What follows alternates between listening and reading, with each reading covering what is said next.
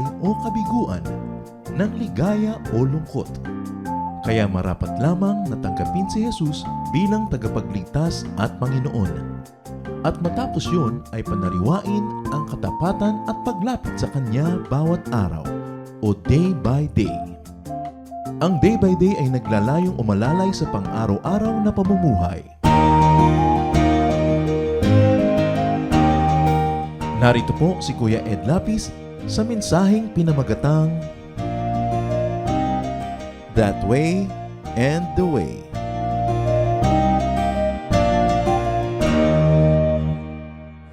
Sa Biblia po, lalong-lalo sa New Testament, ay maraming dichotomies o kaya dalawang magkasalungat na paraan o mga halimbawa. Tulad ng two brothers, two builders, two criminals, at marami pang iba. At meron ding two ways, dalawang daan. That way and the way. Yan po ang ating pag-aaralan sa tulong ng Panginoon.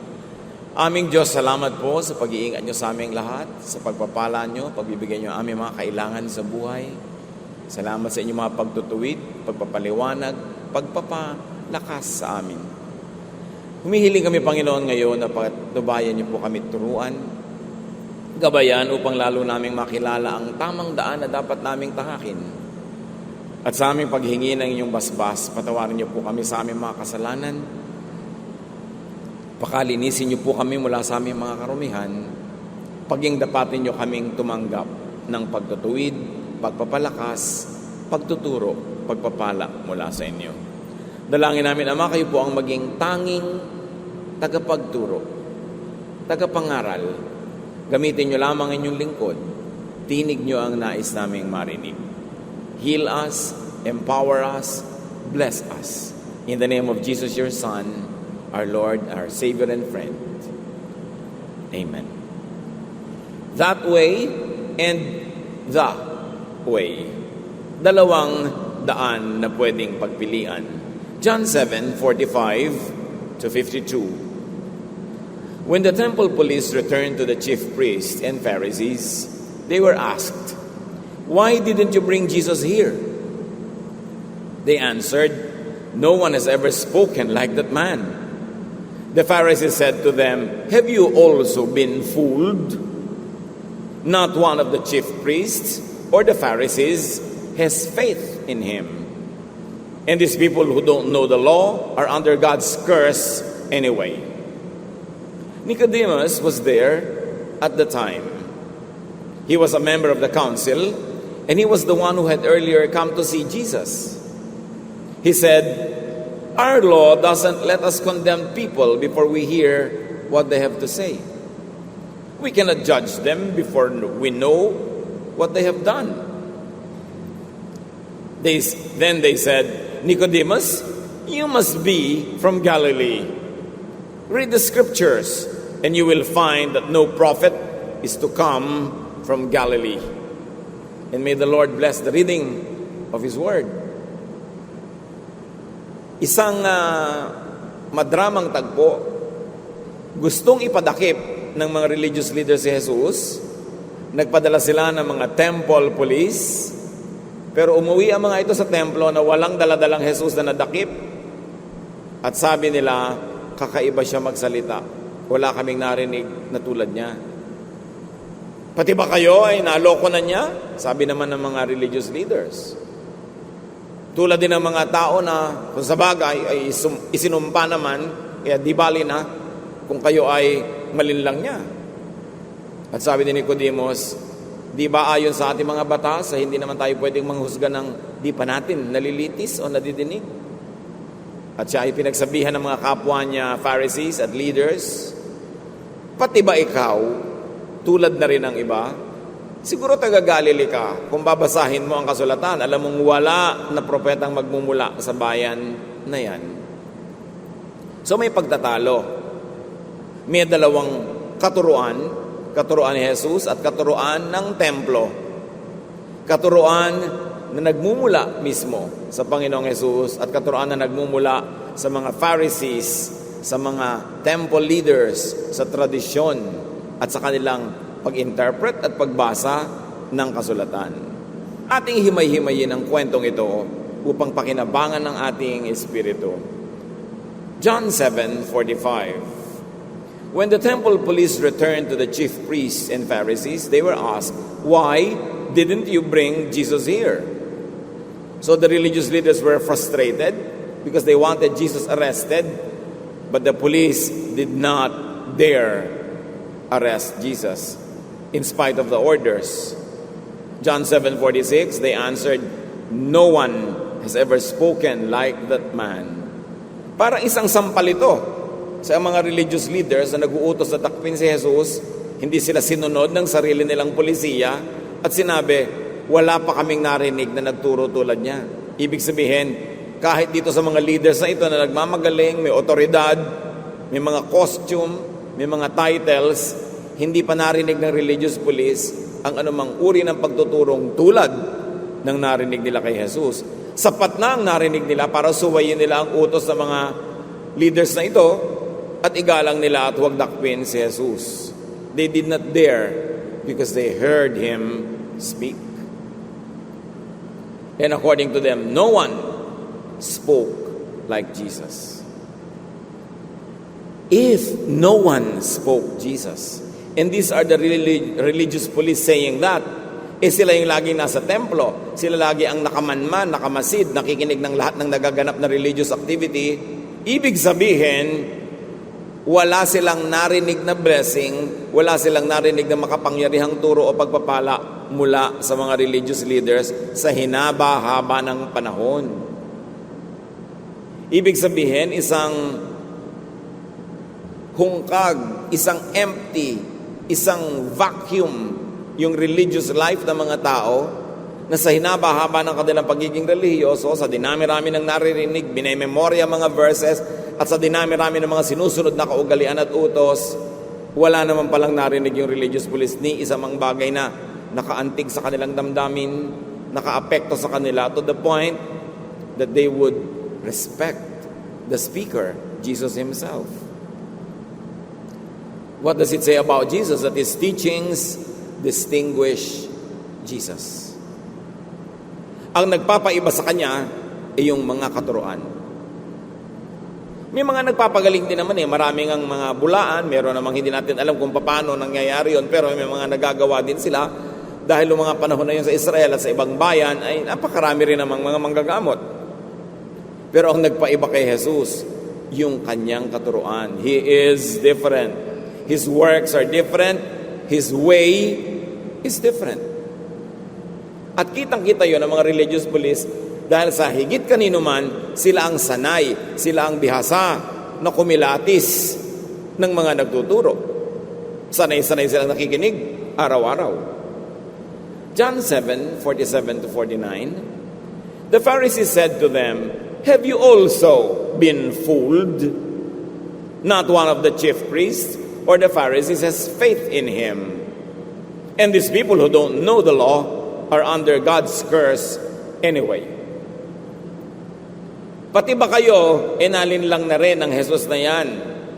Wala sa amin na mga Pharisees, wala sa amin na mga chief priest ang naniniwala sa Kanya.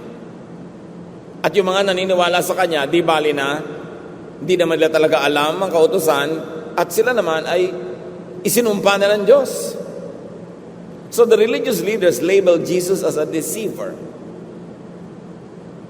Kasi sabi nila, "Have you also been fooled?"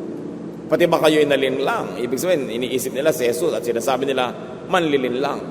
Fake yan. And the religious leaders declare the obvious. Their teachings and ways are different from that of Jesus. Appreciate natin ang kahulugan nito, mga kapatid. The religious establishment clearly says that their stand, their teaching, their way is different from the way of Jesus. Meanwhile, Jesus is the way. He is the truth. He is life. Therefore, ano ang ibinibigay ng temple, ng religious establishment sa mga mamamayan? Hindi yung other way. Hindi yung truth. Hindi yung life. Because they are very quick and clear to emphasize na magkaiba sila ni Jesus. In fact, they do not believe in Jesus. They do not believe in Jesus' teachings and Jesus' way. And then, they sour grape. Yung mga ayaw makinig sa kanila at sumunod kay Jesus, sabi nila, isinumpa naman talaga sila. Kaya hayaan na sila. Wala mong makakitaan silang habag. There's no mercy at all. Ipagpalagay pa na totoong isinumpa yung mga tao na niniwala kay Jesus. Pero wala silang malasakit, wala silang awa. Sabi nila, hindi balik, sinumpa naman sila. Which is the dominant attitude of many religious people. They are just too glad that those who don't agree with them and they don't agree with will be punished. They are just too glad that they will be condemned. Parang ipinagbubunyi pa nila na ang hindi nila kasapi, ang hindi nila kasama ay mabubulid sa kapahamakan. Tulad ng sabi ng mga religious leader na ito, after all, they were cursed. At wala na silang gagawin para matanggal yung curse na yon kung sakali mang totoo. Yan kung minsan ang downside ng sobrang relihiyon. Sa pagkabulag sa paniniwala at sa pag-aalab ng paniniwala, nakakalimutan na ng taong maging considerate and kind to others, especially to those who believe otherwise or believe another way.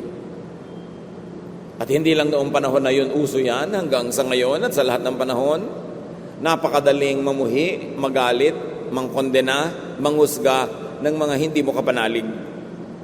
Pero tatandaan natin, itong sistema na ito ng pag-iisip ay sistema ng mga Pharisees na sila mismo ang umaamin na iba ang sistema nila kay Jesus. Hindi naman siguro mahirap piliin kung aling sistema ang dapat paniwalaan at sundan ng mga Kristiyano. John 13:35, by this everyone will know that you are my disciples if you love one another. Yan ang isang main teachings ni Jesus, love. At sabi niya, makikilala kayo na kayo mga alagad ko kung kayo maibigin at nag-iibigan. At wala tayong nakikitang pag-ibig sa mga Pharisees na ito. Natutuwa pa silang mapapahamak yung hindi sumusunod sa kanila. Wala silang ginawa kundi manghusga ng kapwa, magpahirap. Kaya magkaiba talaga. Alam na naman natin na magkaiba eh.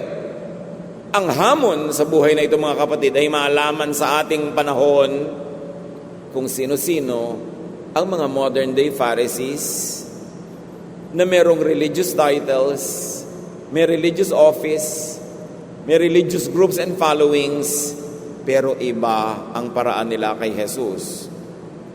Hindi mahirap malaman na iba yung hindi Kristiyano. Obvious yun. So ang hamon ay malaman among those who call themselves Christians kung sino ang talagang maka-Kristo at kung sino ang maka-Pharisee. Dahil marami pa noon ngayon at sinabi ng Panginoong Jesus, mag-ingat kayo. Kasi maraming tupa, maraming mga lobo, wolves, na magsusuot ng bihis tupa para kayo ay malinlang. Ang panlilinlang ay hindi magmumula sa mga taong sobrang iba ang relihiyon. Kasi alam mo namang iba eh. Ba't ka malilinlang? Ang panglilinlang ay doon sa akala mong tagasunod ni Kristo, pero ang paraan Pharisaic at hindi Jesus-like. At yun ang mahalagang makilala. Kasi araw-araw pumipili tayo ng pakikinggan, ng susundan, at ng susundin. Mahirap naman na mapasunod tayo sa isang akala natin ay sheep, yun pala wolf in sheep's clothing. So Jesus, His teachings and His disciples are known for love. Not for unloving, inconsiderate, unkind, and cruel doctrines. Dapat na kasing suriin ng mga Kristiyano sa panahon na ito ang kanilang personal na paniniwala, ang kanilang mga sinusunod, nakasanayan, nakagisnan, akala tama na, pero hindi ko mo nakagisnan, tama na. Dapat laging suriin at may isang pamantayan, sukatan si Jesus. Ang liwanag ni Jesus, ang pamamaraan ni Jesus, ang katuruan ni Jesus. 1 Corinthians 13:2, sabi mismo ni Paul, and if I have prophetic powers and understand all mysteries and all knowledge, and if I have all faith so as to remove mountains, but do not have love, I am nothing. So lahat ng mga ipinagmamalaki kong minsan ng mga religious leaders and groups, prophetic powers, knowledge, understanding, pananalig, etc. Sabi ni Pablo, maging akin man ang lahat ng yan, kung di naman ako maibigin, baliwala. Wala pa rin akong saysay. No teaching or spiritual gift could compensate for lack of love. Because love is the centerpiece teaching of Jesus. Balik tayo sa kwento, yung nagaganap noon sa temple, John 7:50 to 51. Nicodemus was there at the time. He was a member of the council and was the same one who had earlier come to Jesus. He said, "Our law doesn't let us condemn people before we hear what they have to say. We cannot judge them before we know what they had done." Kung matatandaan nyo si Nicodemus ng John 3:3, siya yung pumunta kay Jesus nung gabi.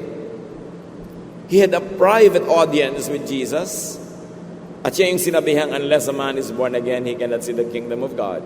Siya yung kausap ni Jesus. Nakausap na niya si Jesus ng sarilinan, narinig na niya ang kailangan niyang marinig, kaya ngayon iba na ang kanyang paninindigan. At sinasalungat na niya yung pamamaraan ng mga kapwa niya, leaders ng temple. Because Nicodemus has heard Jesus open-mindedly. Pharisee man siya, leader man siya ng council, bukas naman ang kanyang isip. Naghanap siya ng katotohanan, nakita niya kay Jesus na iba siya. Because truth sets free. At ngayon ay sinasaway niya ang kanyang mga kasamahan na maging mapanghusga kay Jesus at sa mga naniniwala kay Jesus. Ang reaksyon ng kanyang mga kasamahan, John 7:52, "Then they said, Nicodemus, you must be from Galilee. Read the scriptures, and you will find that no prophet is to come from Galilee." Alam na alam nila ang scriptures. Walang contest tungkol doon. Pero hindi nakabukas ang isip nila nung dumating ang anak ng Diyos upang ituwid ang mga nanigas na nilang mga paniniwala na hindi ayon sa kagustuhan ng Ama sa Langit. Kaya kinailangang ipadala ang kanyang anak para ituwid maging ang kalikuan ng relihiyon. Ang kalikuan ng templong ipinagyayabang na sila ang kinakasihan ng Espiritu ng Diyos, na sila ang tinig ng Ama sa Langit. Pero sila na yung may sabi, iba kami kay Jesus. Iba siya. Now Nicodemus gets condemned and labeled as well. What do we have here, brothers and sisters? Two sources of teachings: Jesus or the religious establishment. Two ways: the way of Jesus, which is loving, or the religious way, which is always judging. And two destinies: comfort and rest, which Jesus offers. Sabi niya, "Come to me, all of you who are tired and heavy laden, and I'll give you rest." Or the burdensome religious practice under which the people of Jesus' time were suffering. Pagod na sila sa dami ng utos, sa dami ng bawal, sa dami ng judgment. Pagod na sila sa pagtatago ng katotohanan ng kanilang buhay. Pagod nila sa pagpapanggap para hindi sila mahusgahan. Kaya sabi ni Lord, "Come to me, I'll give you rest." Dalawang paraan, dalawang daan, dalawang katuruan. 1 John 5:11 to 12. God has also said that He gave us eternal life, and that this life comes to us from His Son. And so, if we have God's Son, we have this life. But if we don't have the Son, we don't have this life. May lilinaw pa ba kaysa dyan? Na ang buhay na gustong ibigay ng Ama sa Langit sa mga tao ay makakamtan kay Jesus. Sino man ang na kay Jesus ay magkakaroon ng buhay na ito, at sino man ang wala sa Kanya ay hindi magkakaroon ng buhay na iniaalok ng Ama sa pamamagitan ng anak. Life is only in Jesus. Therefore, that temple did not have life as an institution. But there are individuals in that institution that were believers. Therefore, individually, they had life, but the system did not. Life in eternity or heaven is only in Jesus. So kung gusto mo ng buhay na walang hanggan sa kabila ng buhay na ito, dapat sumusunod ka kay Jesus dahil siya ang magdadala sa iyo doon. And life on earth, dito, is only in Jesus. Pag sinasabi yung life, heaven, kingdom of God, hindi laging kabilang buhay lang yon, bagamat kasama yun sa kahulugan. Pero kahulugan din madalas, buhay sa mundong ito. Na sino man ang maniniwala kay Jesus, lalapit sa Kanya at susunod sa Kanya, magkakaroon ng buhay doon sa kabila, at yung buhay naman dito sa mundong ito ay magiging tunay na buhay. Magkakaroon ng kapahingahan, kapayapaan, kasiyahan, kagalakan, na hindi naman laging nasa sa mga taong sinasabing sila ay believers. Pero kung susunod ka sa Panginoon, makikilala mo ang mga katuruan ng Pharisees maging sa panahon na ito at hindi ka doon manghahawakan, hindi ka doon susunod at hindi yun ang papayagan mong gumapos, tumali sa iyo. Hindi lang sa buhay sa kabila ka meron, pati sa buhay na ito, you will have an abundant life. John 10:10, sabi ng Panginoong Jesus, the thief comes only to steal and kill and destroy. I came that they may have life and have it abundantly. Ang magnanakaw daw ay nandyan lang para magnakaw, manira, mangwasak. Pero sabi niya, kaya ako dumating para bigyan kayo ng buhay at isang buhay na masagana, buhay na puspos, punong-puno ng pagpapala. So Jesus gives life on both sides of eternity. Meanwhile, the thief steals, kills, and destroys life. The thief kills and destroys the colors, aroma, shapes, sounds, the sensations of life. And this thief is the false teacher. This thief is the other teacher that teaches the other way, not the way of Jesus. Kaya nakakalungkot na maraming mga tao sa paghahangad nila na sila ay magkaroon ng espiritualidad, napapasunod sila sa mga Pharisees noong panahon na yon o sa modern day Pharisees sa ating panahon, at sa halip na buhay na masagana, masaya, makulay, mapayapa, tahimik, maibigin ang mapa sa kanila, ang napupunta sa kanila ay spirit of Pharisees, spirit of judgmentalism, spirit of hypocrisy, spirit of being repressed and suppressed. Yung kanilang pagde-deny ng lahat ng sarap sa buhay na hindi naman ipinagkakait sa atin ng Diyos, pero ipinagkakait ng mga relihiyoso na lagi na lang pinupuri ang pagdurusa, ang pagtangis, ang pagkapahirap sa katawan, ang pagtikis sa mga natural na mga kailangan ng katawan na Diyos naman ang lumikha. Dapat, lalo sa ating panahon, kilalanin kung alin ang turo ni Jesus at turo ng mga Pharisees na nagpasalin-salin sa mga henerasyon ng mananampalataya na ngayon minana ng ating henerasyon. Paano mo malalaman kung ikaw ay sumusunod kay Jesus o sa iba? Meron namang tests.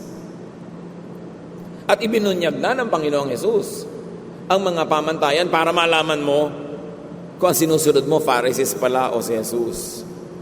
Sabi ng Panginoong Jesus sa Matthew 23:2-4, the scribes and the Pharisees tie up heavy burdens, hard to bear, and lay them on the shoulders of others. But they themselves are unwilling to lift a finger to move them. Sabi niya, kayo mga scribes, kayo mga Pharisees, kayo mga religious leader, ang ginagawa nyo, bungkos kayo ng bungkos, tali kayo ng tali, bundle kayo ng bundle ng kutakot-takot na mga mabigat na dalahin. Tapos ipapapasa nyo sa mga mananampalataya. Pinahihirapan nyo sila. Sobra silang naging kawawa mula nung nakilala ninyo, mula nung sumunod sa inyo, mula nung sumali sa inyo, dahil puro pahirap. At pag nagkabisala at nagkamali, puro judgment. At pagkatapos, puro sila pagtatago tuloy ng mga kahinaan dahil baka sila mapintasan, puro hypocrisy. Ang bigat-bigat dalhin yata ang pagbabalat kayo at pagpapanggap. Sabi niya, hindi nyo sila tinutulungan na gumaan ang buhay, pinapahirapan nyo pa.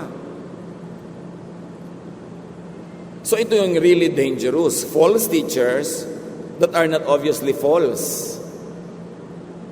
False teachers within the confines of Christianity na ang model pala ng kanilang philosophy, theology, at lifestyle ay Pharisees. Doon dapat makalaya ang mga anak ng Diyos because truth sets free and Jesus sets free. So the false teachers look real, but they could be recognized. The load they give their followers is heavy to bear. Hindi lang yung mahirap sa katawan, lahat naman mahirap sa katawan pero yung mahirap sa loob, mabigat dalhin, masikip sa lalamunan, mahirap huminga. Ganong atmosphere, malalaman mo na, ay, baka nasa Pharisee pala ako. Kaya ang alok ng Panginoon, remember, ang isa niyang central teaching, love. Ito pa yung pangalawang central teaching niya. Sa napakakonting central teachings niya, Matthew 11:28 to 30. Come to me, all of you who are weary and carrying heavy burdens, and I will give you rest. Take my yoke upon you and learn from me. I am gentle and humble in heart, and you will find rest for your souls. For my yoke is easy, and my burden is light. Ito ang paraan ni Jesus na obviously binanggit niya in contrast to the way of the Pharisees. Kaya kung babasahin natin ito in light of what we have been discussing, come to me, not to the Pharisees. All of you who are weary and carrying heavy burdens that religiosity puts upon your shoulders, and I'll give you rest. Take my yoke upon you, not the yoke that the Pharisees give you, and learn from me, not from them. For I am gentle and humble in heart, not like them who are proud and harsh, and you will find rest for your souls, not trouble. For my yoke is easy, theirs is not, and my burden is light. Napakaganda, napakamaibigin, napakabuti ng layunin ni Jesus at ng Ama na nagsugo kay Jesus para sa mga anak ng Diyos. Mapalaya sa mapanikil, mapagpahirap, mapanakal na relihiyon. Makakita ng kapahingahan ng walang patakarang pagtanggap at pag-ibig ng Diyos. To the point na hindi mo na kailangan magpanggap, itago ang totoo tungkol sa sarili mo para ka lang matanggap dahil tinatanggap ka ni Jesus ng buong buo. Walang patakaran at walang panghuhusga. Sa ganito lamang na climate, pwedeng magkaroon ng peace and rest. Because so long as people don't accept you, and you don't accept yourself, and you reject yourself, and people reject you because of some religious doctrine that they think they should always implement, there can never be peace. Laging may mga manmanan, sumbungan, pintasan, sakdalan ang mga mananampalataya. Laging may husgahan, at laging may mga patalsikan, may mga rejection. Paano ka mapapahinga sa ganong climate? It's only in the climate of unconditional love and acceptance, understanding, support, that we will all find rest. And this should be the climate in the Church of Jesus Christ. Sadly, this is not always so. Dahil maraming ang sheep, na akala mo sheep, yung pala wolves in sheep's clothing. Congregations that meet in the name of Jesus but actually implement the teachings of the Pharisees. Kaya kailangan mga kapatid tayo maging mapanuri para hindi masayang ang panahon ng ating pagiging relihiyoso. Hindi masayang ang panahon na inuubos natin sa pananampalataya, sa pagdalo ng mga gawain, kung ang nagiging bunga sa atin ay bunga pala ng paraan ng mga Pharisees. Hindi nagaganap ang kalooban ng Ama sa langit, nasasayang ang ibinibigay at inaalok ni Jesus na buhay, na payapa, tahimik, at puno ng pag-ibig. Two different teachings, two approaches and ways, and there are two results. The followers of modern-day Pharisees are weary, burdened, tired, oppressed, repressed, suppressed. The followers of Jesus are rested, restful, comforted, loved, and loving. Because, according to Jesus, people will know that His disciples are His disciples because of their love. Matthew 17:5, when the Lord transfigured, na iba ang kanyang anyo, kasama niya si Pedro, while Peter was still speaking, the shadow of a bright cloud passed over them. From the cloud, a voice said, "This is my dear son, and I am pleased with him. Listen to what he says." Isinama ng Panginoon ang kanyang 3 disipulo sa isang bundok. At nung nando na sila, ay biglang naiba ang anyo ng Panginoon, nagliwanag, nakasisilaw, nakaputian, at liwanag. At may dumaang ulap at tinig na nagmula sa kalangitan na nagsabi, "Ito ang aking pinakamamahal na anak. Kinalulugdan ko siya, makinig kayo sa kanya." Wala nang lilinaw pa kaysa dito kung sinong dapat pakinggan, kung sino ang dapat sundin. Listen to and obey and follow Jesus, not other teachers. Take the Jesus way, not the other way, so that you will find life next after this life and life here and now. John 14:6, Jesus says, "I am the way, the truth, and the life. Without me, no one can go to the Father." Kahit ka pa sinasabi mong Kristiyano, kahit ka pa sinasabi mong relihiyoso, pag ang paraan ng iyong pag-iisip, pamumuhay ay hindi paraan ni Jesus, at nasingitan ka ng paraan ng mga Pharisees, lalo't kung yun ang nauna sa iyong isip, lumaki ka sa isang pananalig na Pharisaic pala na hindi mo alam, akala mo yun na ang standard dahil wala ka namang ibang nalaman sa buhay, how can you go to the Father? Jesus is the only way. At pag sinabing go to the Father, it means go to the Father after you die, or right here in this life, go to the Father, let the Father's kingdom reign over you, at maramdaman mo na kung paano maging anak ng Diyos, maramdaman mo na ang patikim at kapirasong langit dito pa lang sa lupa. Jesus is the only way to God, to heaven, to peace and rest. The way of the Pharisee does not lead to God, to heaven, or to peace and rest. It leads only to judgmentalism, to self-righteousness. It leads only to hypocrisy that Jesus hated. So, mga kapatid, maganda mag-invest in spirituality. You invest your time, your talent, your treasure in your faith. Yes, but make sure that it is Jesus that you hear. Hear Jesus. Not the other ideology. Listen to Jesus. In fact, listen for Jesus. Lahat ng naririnig ninyo, ano mang katuruan, talasan ng tainga, hanapin ang galing kay Jesus at hanapin ang hindi galing kay Jesus.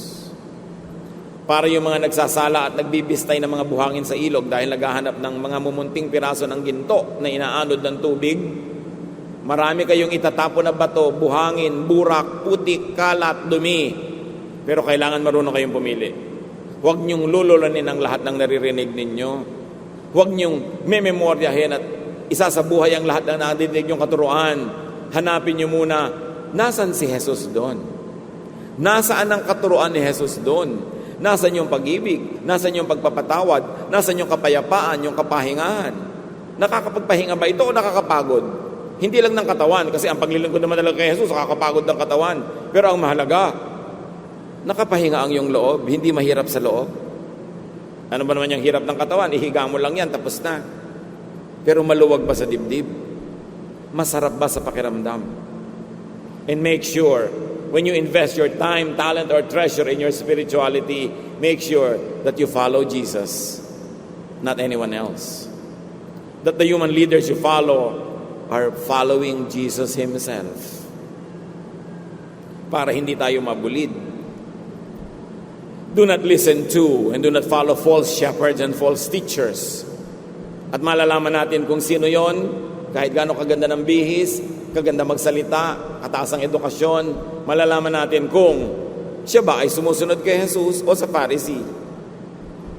Pamamaraan ba ni Jesus o ng Pharisee ang kanyang pamamaraan? Nagbubunga ba ito ng kapayapaan, ng pag-ibig, pag-uunawaan o hindi? Matthew 7:15-17, sabi ng Panginoong Jesus,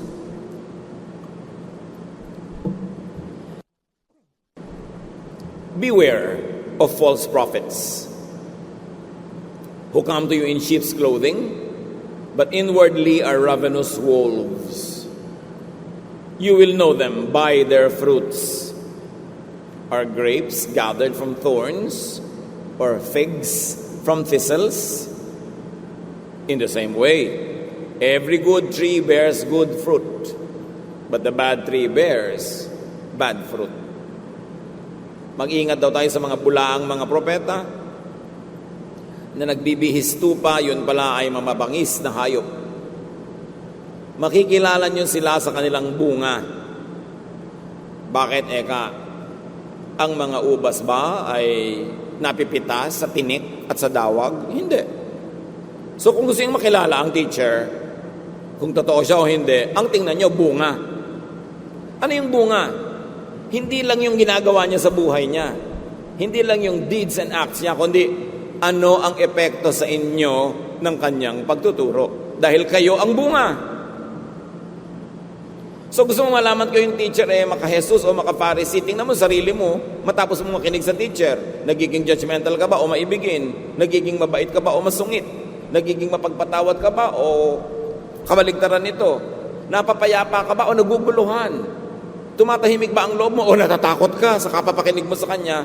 Ikaw ang bunga ng teacher. Malalaman mo kung totoo siya pag sinuri mo ang iyong sarili. Ano ang effect sa'yo ng pagtuturo? Naliliwanagan ka ba o naguguluhan lalo? Sa bagay, bago ka naman talaga maliwanagan, kung minsan dumadaan ka sa kaguluhan, hindi lahat ng pagkagulo ng isip ay masama. Kasi kailangan mo ng konti kaguluhan para mag-isip ka, para lalo mong ma-realize yung mas tama. Pero anong bunga sa iyo ng iyong pananalig? Masaya ka ba? Payapa? Tahimik? Natatanggap mo ba ang iyong sarili at ang iyong kapwa? Tayo ang bunga ng ating mga teachers. Hindi lang yung actions ng buhay nila. Ano ang talab sa atin? John 10:27-28, sabi ni Jesus, my sheep hear my voice. I know them, and they follow me. I give them eternal life, and they will never perish. No one will snatch them out of my hand. So ang tunay naman na tupa ng Panginoon, sa Panginoon sumusunod. Nakikilatis nila kung saan sila dapat dumaan, ano ang dapat nilang puntahan.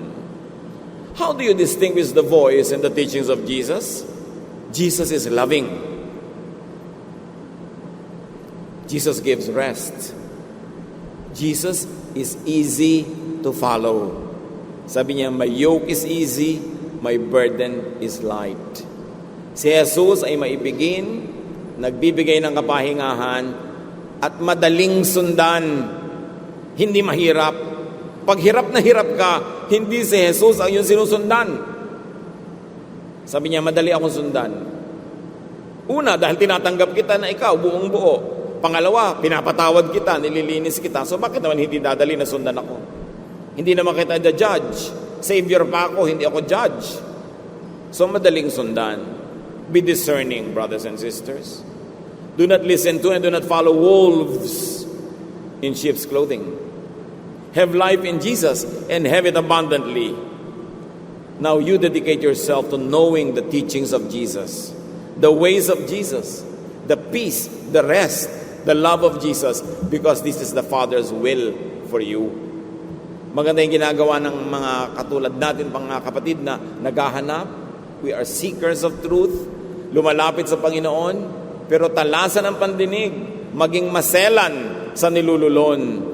Piliin ang mga katuruan ni Jesus dahil kung minsan ito ay kakaunti at nahahaluan ng napakaraming impurities na nagpapagulo sa ating isip dahil galing sa Pharisaic teaching. Take care of your spirit. Take care of your heart. Take care of your soul. Follow only Jesus. But you need to be discerning, prayerful, and you need to be careful. Panginoon, salamat sa mga paalala para hindi masayang ang mga oras namin ginugugol sa pananampalataya. Turuan mo kami na makilala ang tinig ng iyong anak na si Jesus. May mga guidelines naman at hindi namin kailangan manghula. Turuan mo kaming baguhin ang aming pag-iisip. Kung may mga nauna na sa isip namin na hindi pala paraan ni Jesus, kahit pa yun ang nauna, turuan mo kaming magbago ng pag-iisip, O Diyos. At nang sa ganon, magkaroon kami ng buhay na tahimik, may kapahingahan, puno ng pag-ibig at kapayapaan, at kami man pumayag, tumulong sa aming kapwa na magkaroon sila ng ganong buhay. Pagbulay-bulayan natin mga kapatid ang kahulugan nito sa ating personal at aktual na buhay araw-araw at nawa lagi tayong matuto na piliin ang tinig ni Jesus sa maraming tinig na nag-aagawan para sa ating pansin. Ama, sa pananahimik na iyong mga anak, ipakita mo sa amin, Panginoon, kung ano ang aming mga kuminsan ay pagkakamaling sinusunod, mga pinaiiral sa aming buhay na hindi pala galing sa iyong anak na si Jesus. Turuan mo kami to be studious, to be obedient, so that we may receive your full blessings and give you glory. Let's spend some time in silence with the Lord. Hear His voice.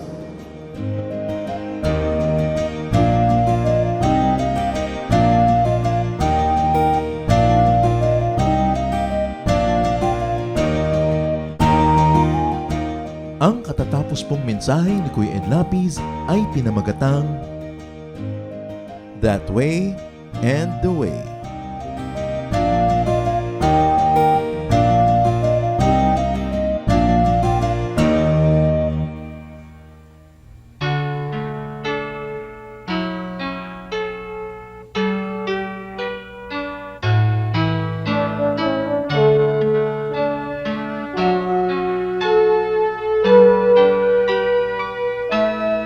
Kahit lagi ang masakit dito sa buhay ko, kahit lagi ang pagluha dito sa buhay ko, sakali man itong aking pamatok, ubod ng bigat, sa tulong mo, Jesus, nakakaya ang lahat. Kung sakaling ang ligaya'y di pa natagpuan, kung sakaling ang ginhawa'y di pa nakakamtan, sa piling mo, Jesus, ako ay lagi nang nakatanaw sa langit mong laan, di na mamamanglaw. Pagtitiis, pagtitiis ang kailangan kong mabatid, kaya't ikaw, Panginoon, ang aking tutularan. Pagtitiis, pagtitiis ang kailangan kong mabatid. Ang buhay ko ay lalago kung mayroong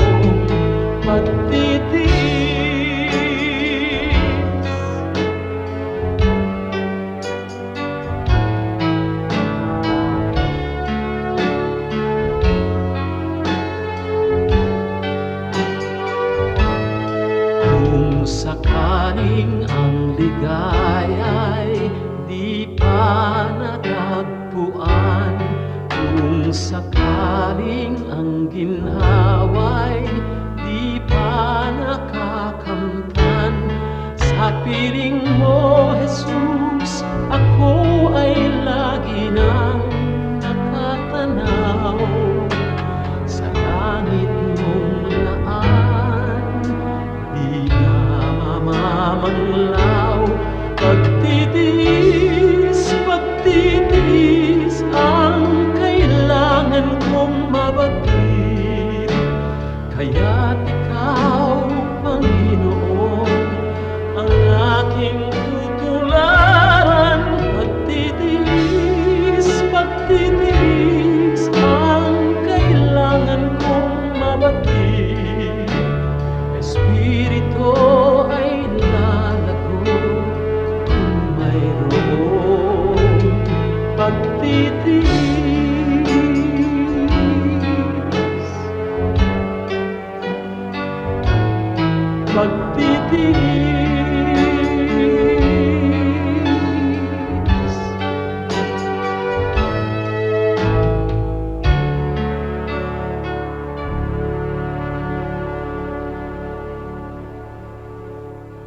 Tayo po ay dumako sa ating hiyas ng lahi. Marami pong hiyas ang ating bayan na dapat ay makilala nating mga Pilipino.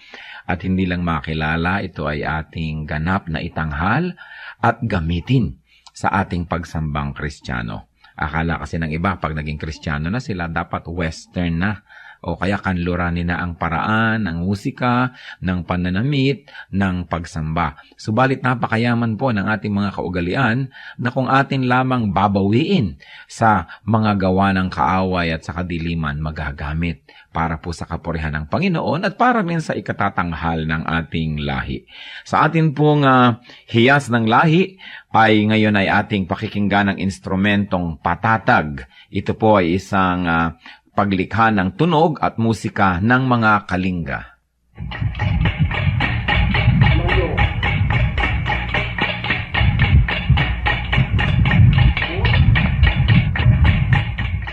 Ang patatag ay isang instrumentong panugtog ng mga Kalinga sa Cordillera at ito ay yari sa isang bias ng buho na biniyak pahaba para maging 2 piraso. Ang isa o 2 kaputol ng buho ay ipinapatong ng manunugtog sa kanyang 2 hita kung siya'y nakaupo at ito'y salisihan niyang hinahataw ng patpat sa isang maindayog na ritmo habang ang kanyang kamay na walang hawak na patpat ay dadampi-dampi naman dito sa mga buhong ito.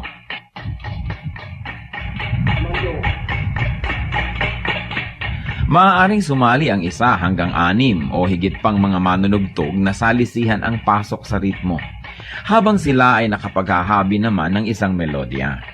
Ginagaya ng patatag ang mga musikang nalilikha ng gangsa o ang mga mumunting gongs ng mga katutubong Pilipino sa Cordillera. Ang paglikha ng musika sa ating bayan, lalong-lalo sa mga Kalinga, ay bunga ng pakiramdaman at pagbibigayan ng isang grupo ng manunugtog. Hindi lang tayo lumilikha ng tunog, hindi lang tayo lumilikha ng musika, patuloy tayong humahabi ng lipunan kung saan ang pagpapahalaga ng bigayan, pakiramdaman, ay kitang-kita sa paglikha ng tunog. Sa paggamit ng patatag, ang mga Kalinga ay isa-isang nag-aambag para makabuo ng isang melodya. Hindi lang isang tao ang gumagawa ng melodya at ang iba ay para lamang na tagatulong o background, kundi ang lahat ay kasama. Ang patatag ay maaari nating gamitin sa paglikha ng musika para sambahin ng Diyos. Kailangan lang masanay ang ating tainga sapagkat kung bago ay parang tayo'y naninibago. Subalit ang lahat po ng tunog ay bigay ng Diyos sa sinukob. At marami nga lang tunog ang ginamit ng kaaway ng matagal na. Dapat bawiin na natin at gamitin sa pagsamba sa Panginoong Hesus. Ang patatag ng mga Kalinga, hiyas ng lahi, hiyas ng bayan.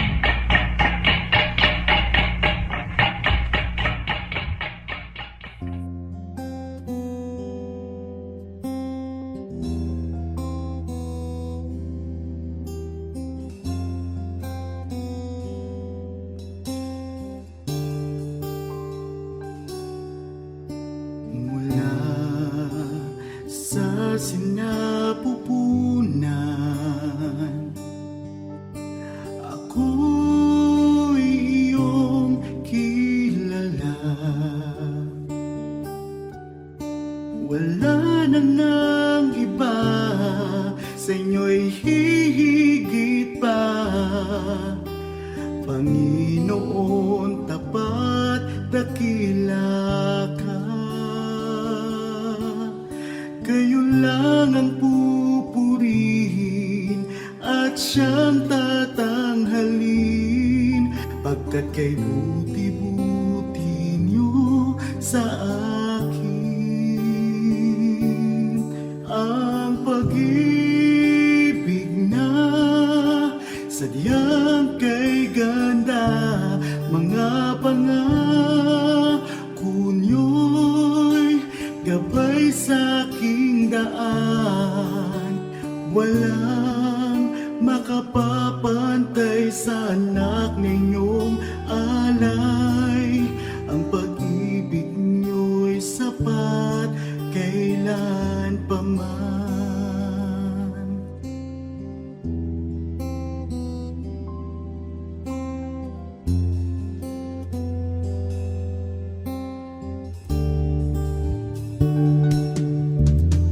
Tinawag niyo akong kaibigan,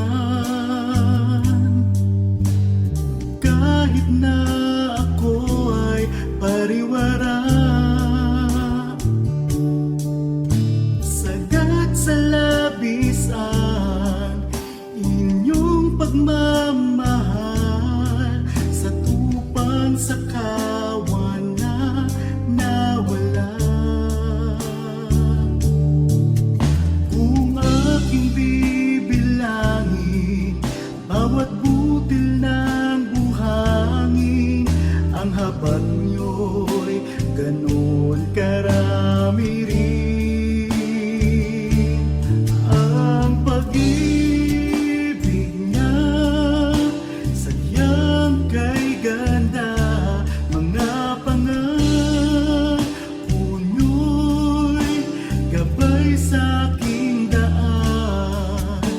Walang makapapantay sa anak na inyong alay. Ang pag-ibig niyo'y sapat kailan pa man. Paano ba masusukat taas, lalim, layo't lawak ng pag-ibig niyong sadyang walang hanggan, walang hanggan. Ang pag-ibig na sadyang kay ganda, mga pangako niyo'y gabay sa aking daan. Walang makapapantay sa anak na inyong alay. Ang pag-ibig niyo'y sapat kailan pa man. Ang pag-ibig niyo'y sapat kailan pa man. Ang pag-ibig niyo'y sapat kailanman.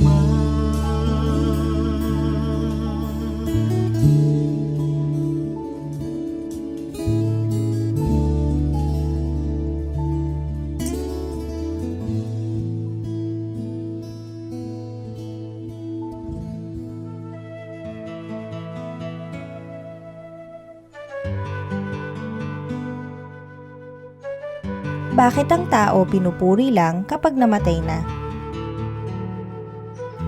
Hindi ako sang-ayon na sa Pilipino pag namatay lang pinupuri. Sa Western culture, na-eulogize yung namatay, doon aalalahanin lahat yung kabutihan niya. Pero sa Pilipino, habang buhay pa. Sa mga dupluhan sa Bulacan, pinupuri ang babae habang nandiyan pa siya. Sa mga balagtasan, pinupuri ang kung sino mang dapat purihin. At sa ating mga kaugalian, sa mga harana, laging nagbibigay tayo agad ng papuri. Yan ang mas likas at mas tunay na tradisyong Pilipino. Hindi na hinihintay mamatay ang tao bago purihin.